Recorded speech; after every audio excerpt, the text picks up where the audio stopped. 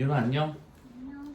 오늘 너한테 알려줄 건 뭐냐면 어차피 우리가 창업을 하게 됐을 때 제일 중요한 건 창업을 하는 자체가 중요한 게 아니라 돈을 버는 게 중요한 거잖아. 그치? 그래서 지금 너가 시행착오를 겪으면서 학습을 하는 것도 결국엔 많이 벌기 위해서. 그치? 그래서 오늘은 매장을 운영하면서 직접적으로 겪게 되는 원가율. 그러니까 원가율이라는 건 식자재, 뭐 주류 이런 거 관련한 이야기를 해볼 거야. 근데 실질적으로 보통 술집 같은 경우 우리는 흔히 원가율, 식자재 코스트라고 이야기를 하는데 그게 전체 매출을 100%라고 봤을 때 식자재가 차지하는 비율이 대부분 40%가 넘어. 40%가 넘는다고? 특히나 프랜차이즈 같은 경우는 밀키트 형태로 들어가고 막 이러다 보니까 어차피 작업을 한 번 더 해서 갖다 주는 거잖아. 그렇기 때문에 심한 데는 45%, 막 50% 이런 데까지 육박을 해. 그리고 네가 흔히 아는 치킨 브랜드 있잖아. 메이저 치킨 브랜드. 그거 50 넘는다고 보면 돼. 50이 넘는다고? 50%야.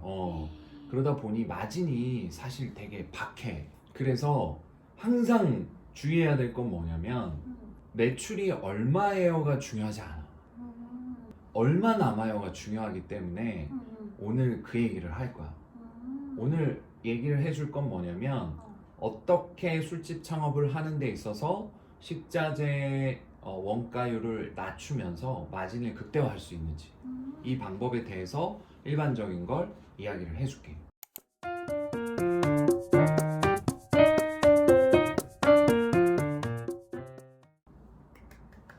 예를 들면 콤비네이션이라는 이야기 들어봤지? 들어봤지.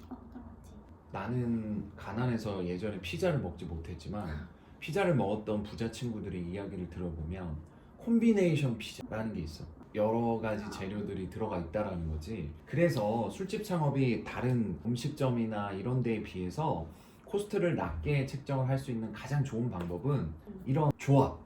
다른 식자재 거리를 두세 가지를 조합을 해서 난 이거는 이제 콤비네이션이라고 그냥 이해하기 쉽게 부르지만 이렇게 콤비네이션이 된 상태로 메뉴를 만들어 버리면 코스트를 훅 낮출 수가 있어. 어떤 논리냐면 예를 들어서 A라는 식자재, B라는 식자재, C라는 식자재가 있어. 근데 A라는 식자재의 원가 코스트는 40%야. B라는 식자재의 원가 코스트는 50%고 C라는 식자재의 원가 코스트는 20%야. 이렇게 되면 전체적으로 잡았을 때 평균치가 낮아지기 때문에 이런 방법들을 많이 쓴다라는 거지. 이렇게 해서 평균 코스트를 낮출 수 있는 방법이 있는 거야.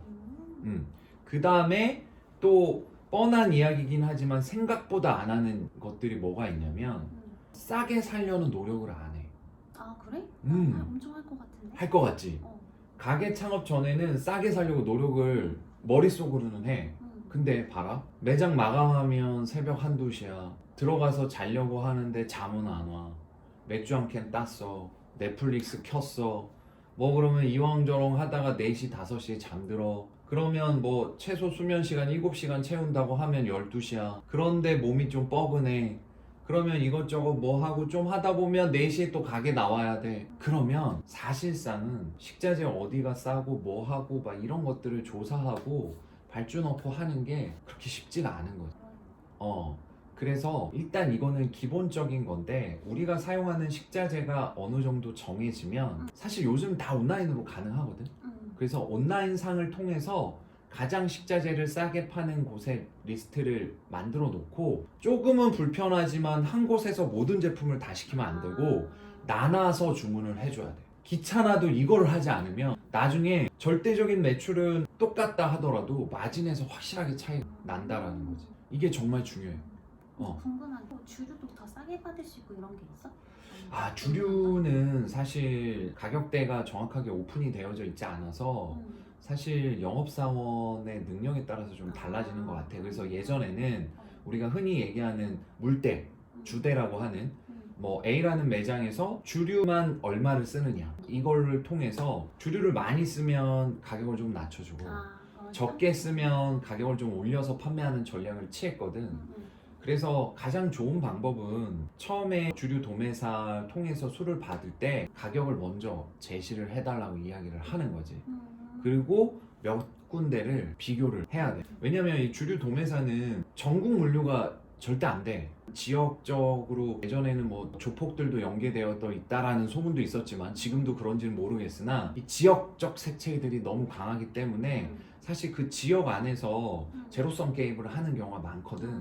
그래서 경쟁을 무조건 붙여서 가격을 먼저 달라고 하면 되지. 그리고 비교를 해서 타당하다 싶으면 이제 하면 되는데, 합리적인 선에서 제일 중요한 건 뭐 내가 1억 파는 매장에 술 가격과 동일하게 받아야겠다는 생각은 하면 안 되는 거고, 어느 정도 합리적인 가격이다 생각을 하면 사실 그거는 큰 차이는 나지 않으니까 그렇게 하면 돼요. 그래서 정리를 하자면, 주점 안주에서 식자재 원가율을 낮출 수 있는 방법은 콤비네이션 전략을 이용을 하자.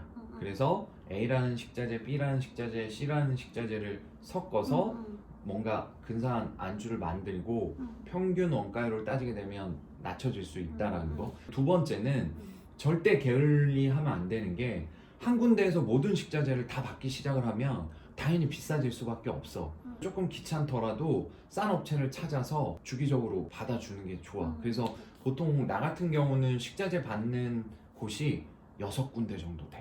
다 나눠놨어. 힘들긴 하지만 처음에만 세팅해 놓으면 결국 포스랑 전화상으로 다 주문이 되기 때문에 처음만 이렇게 세팅해 놓으면 남들보다 식자재 코스트를, 원가율을 낮출 수 있다라는 거죠. 알겠어? 오늘은 이만. 안녕.